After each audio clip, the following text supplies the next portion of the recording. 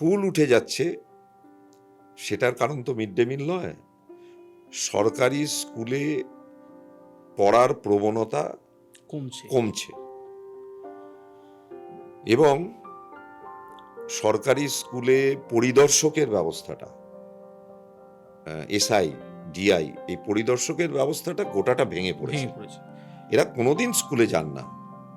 মানে ইন্সপেক্টর আসবে, এটা নিয়ে যেমন প্রচুর সাহিত্য, প্রচুর গল্প হয়েছে, ইন্সপেক্টর প্রশ্ন এরকম এখন এগুলো সব উঠে গেছে, এগুলো নিয়ে গল্প কথাই হয়ে গেছে, একদম উঠে গেছে।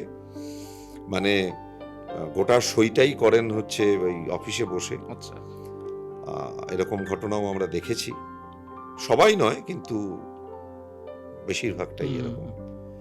তারপর শিক্ষাক্ষেত্রে দুর্নীতি, এই সমস্ত কিছু শিক্ষকদের ওপর থেকে একটা নৈতিকতার চাদরটা, বা শিক্ষা ব্যবস্থার ওপর থেকে নৈতিকতার চাদরটা সরিয়ে দিয়েছে, একেবারে উলঙ্গ অবস্থা।